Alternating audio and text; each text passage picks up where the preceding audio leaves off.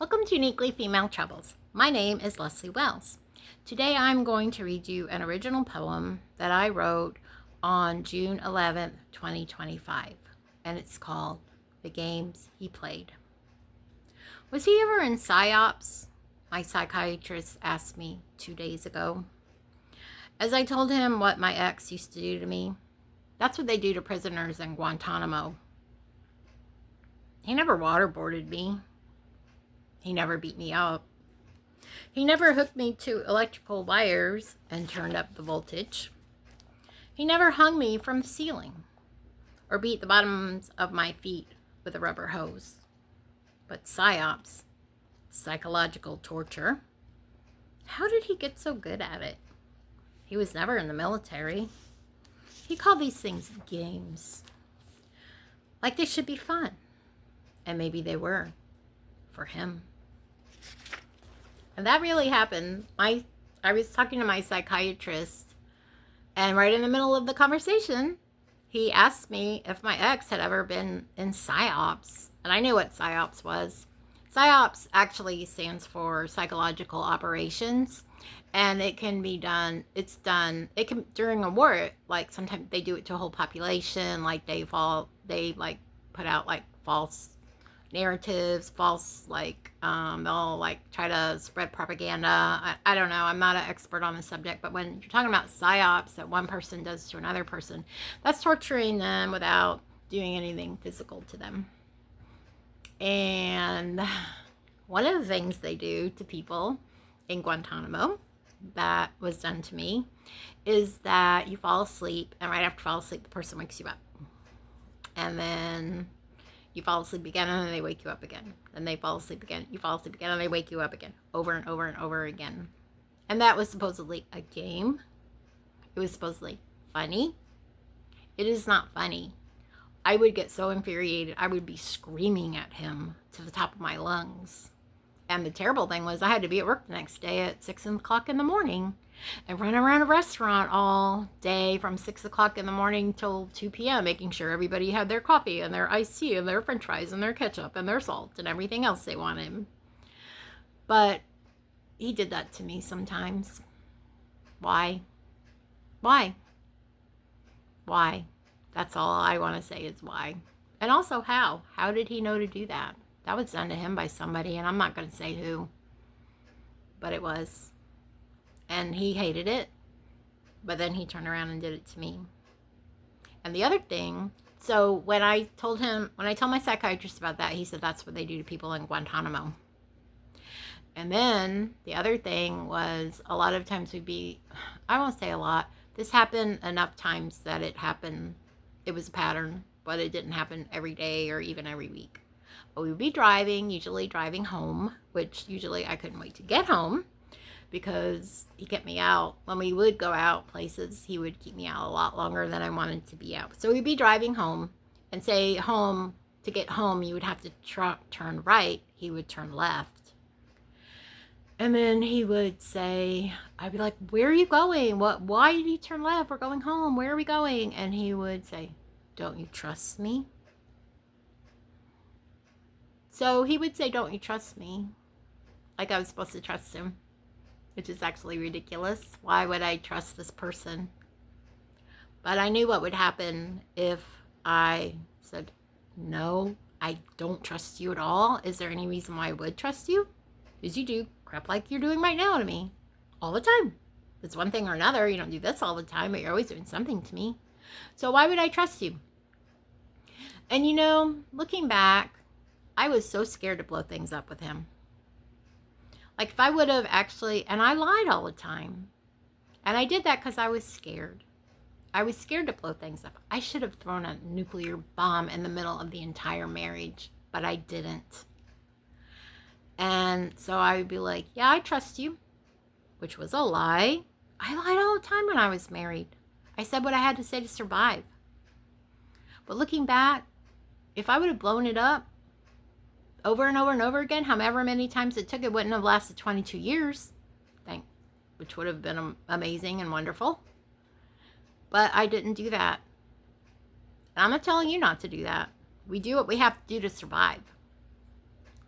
But it is a question to ask yourself, should I blow this whole thing up? Or should I continue to lie? I had to tell him I loved him like 20 times a day. Said that all the time to me. I love you, I love you, I love you, I love you. And I had to say it back. I love you too, love you too, love you too. Bad things would happen if I didn't. And like I said in a previous poem, that love was like a big gulp drink. The kind you get at 7-Eleven. He drained it. He drained it dry the first, probably a lot sooner than the first 2 years we were married. Because the first 2 years we were married were hell. And they were the worst 2 years of my life. And I don't want you to live through that. And I'm not telling you to blow things up. I'm not telling you to lie. I'm telling you to do what you have to do. Just like I did what I had to do. I do wish I would have just blown it up. But I was afraid to. Was that fear justified? Yeah. I'm glad that I didn't, and I don't want anybody to ever do this. Just do something really impulsive because you're so infuriated and you just blow it up before you're safe. When I finally left, I'll tell you what happened the day I left him.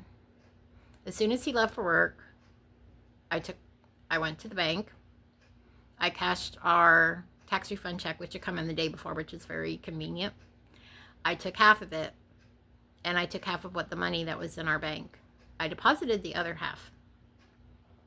And then I spent the rest of the day taking stuff from our house to my mom and dad's house, which was like a 20-minute drive away, because that's where my daughter and I were going to live. And I had also arranged for him to meet me at Panera's that night. And the thing that made me feel really terrible, well, not that I was leaving him, that didn't make me feel terrible at all. The thing that made me feel terrible is he thought I wanted to go on a date with him. And like things would get so bad, and then we would like start over, get a fresh start and all this stuff. And he thought that's what I was doing, because I could see it in his eyes that he thought like, oh yeah, that she wants to try to make things better again for like the millionth time.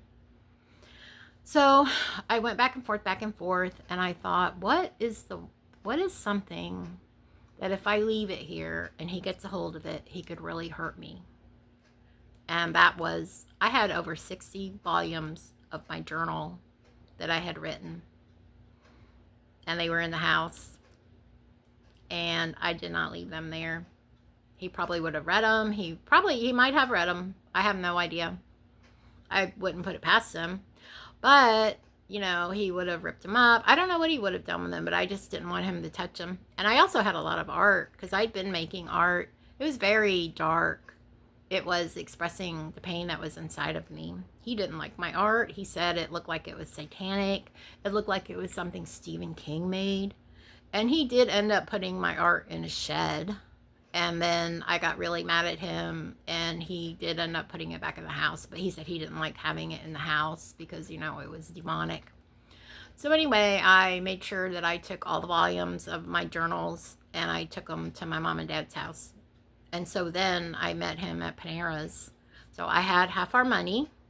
I had all my important belongings. And my daughter, of course, the most important thing, she was at my mom and dad's, and I hadn't told her yet that we weren't going home. And I met him in a public place. So please keep yourself safe. Do what you need to do. I'm talking about blowing it up.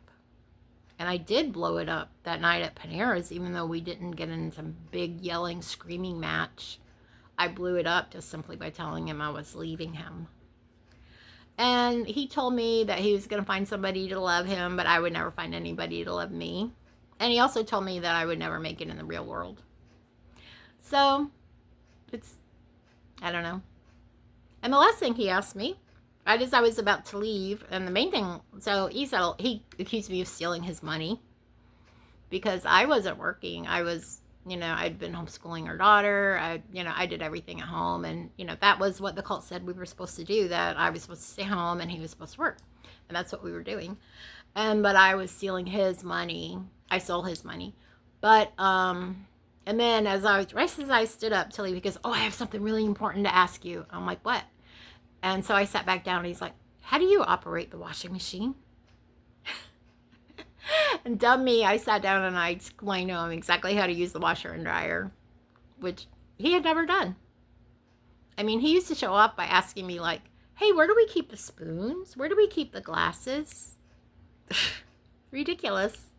Nobody thought he was showing off, but he was actually just showing people how much he wanted me to wait on him. And I don't know. I don't think anybody was all that incredibly impressed, but he wanted to show people that I waited on him hand and foot, which I did most of the time. But I think he knew where the glasses were and where the spoons were, maybe. But he didn't know how to operate the washer and dryer. I definitely had no problem believing that, which is actually a comical little like last note of our marriage. And the really hard thing was he came over to my mom and dad's house the next day, and we had to tell our daughter that we were getting a divorce. That was very hard and sad. Even though it was the best thing for her as well as the best thing for me, because she got better in different ways that I'm not going to go into right now, but she got better with some problems that she was having that were a direct result of living in a toxic home. And I'm really happy about that. That helped me know that what I did was not only good for myself, but it was good for her too. And actually, it was even good for him. He told me about 3 months after I left, and I knew when he was trying to be mean and when he was trying to hurt me. But he told me about 3 months after I left, and he was coming over and getting our daughter and taking her out, and sometimes spending the night at his house, and he and spending the night at our old house, I should say. And with him and spending the night mostly living with me and my mom and dad. But he thanked me for leaving him. He said he would have never left, but that he was a lot happier, and he felt like we were all a lot happier, and he was sincere. And so I don't begrudge him that. If he was happier after we split up, great. I know I was. And I don't wish him some kind of like hell on earth and hell after he dies. I don't really care about that. The thing I care about is that it stopped. All the abuse stopped. And now I've spent the next 20 something years still trying to pick up the pieces, unfortunately.